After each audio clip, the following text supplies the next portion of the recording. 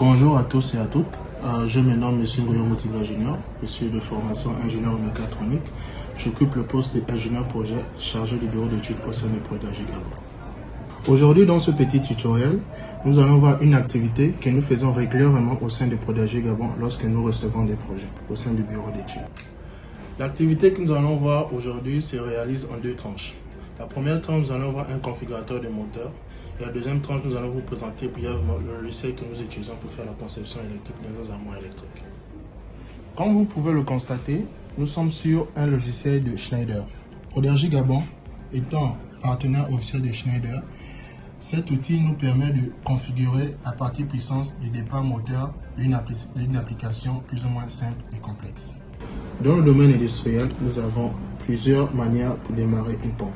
On peut utiliser un variateur de vitesse, un démarrage progressif ou un démarrage direct.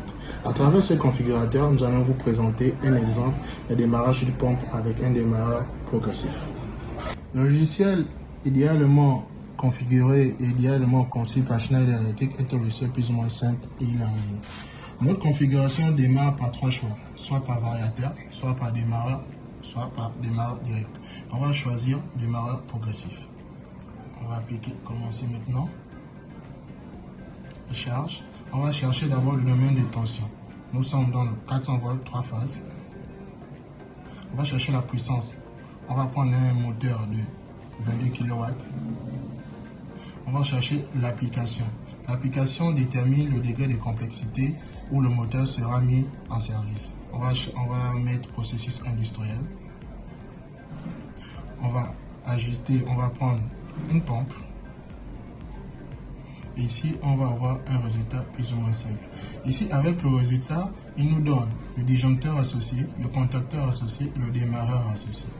Avec cette configuration, vous pouvez avoir toutes les informations. Parce que lorsqu'on fait un démarrage avec un démarrage progressif, on a plusieurs types de coordination, le type 1 et le type 2. Après avoir validé ces résultats, on va appuyer sur Continuer. On va essayer d'ajouter des équipements auxiliaires, bien des accessoires. On peut choisir ici un contact auxiliaire si nous voulons, on va le choisir.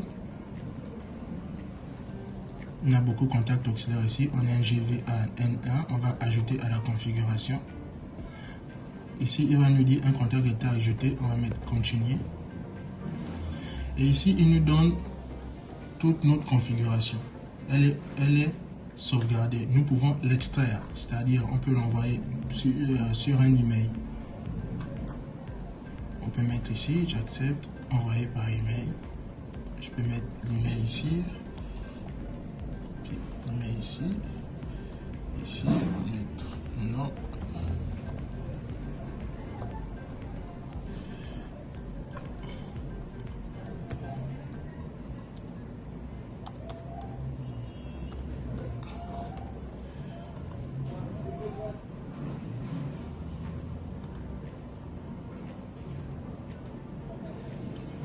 D'où, par cette transition, je vais vous présenter brièvement le logiciel que nous utilisons au sein de Prodagy Gabon pour faire la conception de nos armoires électriques.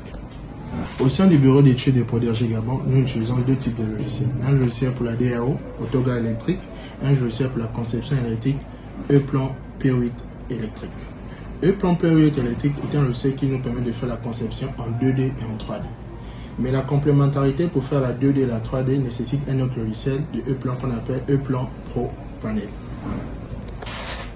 Comme indiqué précédemment, E-Plan électrique nécessite deux logiciels. E-Plan P8 pour faire la conception électrique en 2D, tout ce qui est schéma électrique, implantation en 2D. Et E-Plan Pro Panel pour faire la représentation de l'armoire électrique en 3D. L'interface de E-Plan électrique se présente comme suit. Nous avons déjà une barre d'outils où nous avons le projet, page, espace layout, édition, affichage, inséré, menu projet. Cette barre d'outils nous permet de faire la conception électrique de nos armoires électriques. Ici, sur notre folio, vous avez une représentation ou du moins une simulation d'une implantation avant, face cachée d'une armoire électrique. Comme vous pouvez le voir, c'est une représentation plus ou moins réelle. Et en bas, ici, vous avez un navigateur, un aperçu graphique, autant pour moi, qui vous montre l'armoire en 3D. Vous voyez ici, vous avez l'armoire en 3D. Je peux tourner cette armoire. Cette présentation en 3D nous permet de concevoir les armoires électriques tout en vérifiant l'encombrement des armoires électriques. Parce que il y a certains projets où nous faisons juste des armoires électriques, des conceptions en 2D, mais lors de la réalisation, nous remarquons que l'encombrement n'est pas respecté. Donc c'est pourquoi on s'allie à faire des armoires en 2D, des armoires en 3D pour respecter l'encombrement. Et cela, si vous pouvez ici le remarquer sur mon écran, vous avez ici, je vais vous montrer notre plaque de montage. On a notre plaque de montage. Ici, c'est juste une simulation. La plaque de montage, c'est sur cette plaque où on monte les équipements électriques qui se trouvent dans une armoire électrique. Durant cette présentation, ou dirais-je durant ce petit tutoriel, nous allons présenter deux outils. Le premier outil, c'est un outil que nous utilisons pour faire le départ moteur, le départ pompe de nos armoires électriques ou bien de nos procédés industriels.